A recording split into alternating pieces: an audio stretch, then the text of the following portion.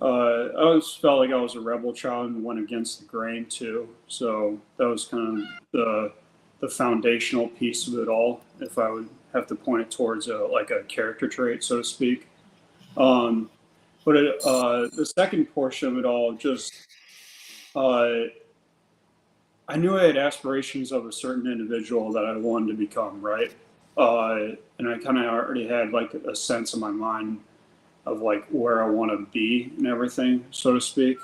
But it's one thing to know what you want to be, but another way, another thing completely different in order to operate like that individual, right?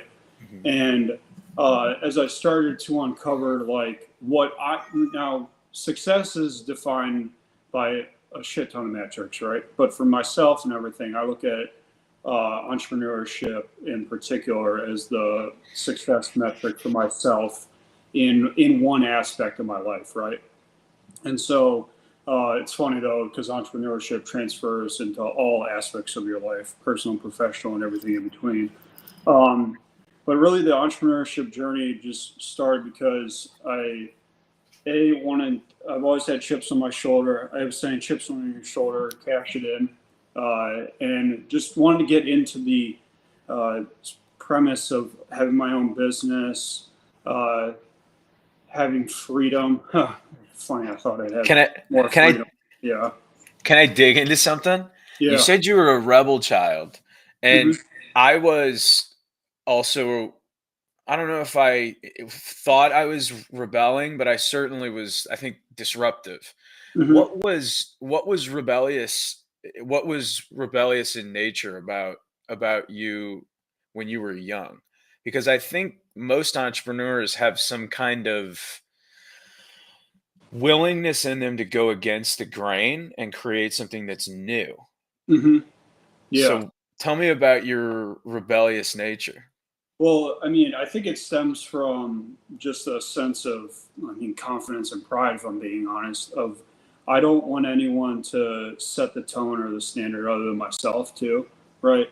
And a lot of people have thoughts, but don't think about their thoughts, and like they aren't able to correctly stand on their own 2 feet and everything without interjecting like what they truly want to, right? A lot of people let their journey or their vision or their path be dictated by the influence of something other than themselves, right? I'd like to take a more direct and centered approach and be able to pull resources into my own like thought processes as opposed to letting someone else like kind of meander and dictate that for me, so to speak. I mean, classic examples like I mean, I was one of the first I was like one of the only kids in school that listened to Jeezy and Ti, for instance, and everything too. Like I was like big into that, and I was when I was young too, right? And it was always What was the rubber band man?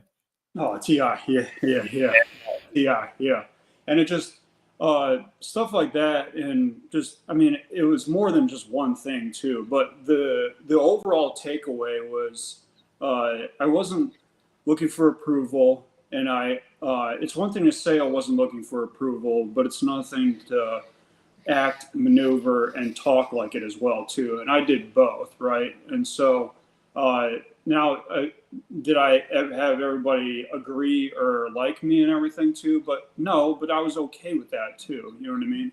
Yeah. And I think and I'm almost thankful that everyone wasn't always agreeable with like the route I went to, right? Because it wasn't like typical in a lot of forms and fit and fashion, right? But that's okay though too, because I was more concerned about Evan's approval than the external approval too.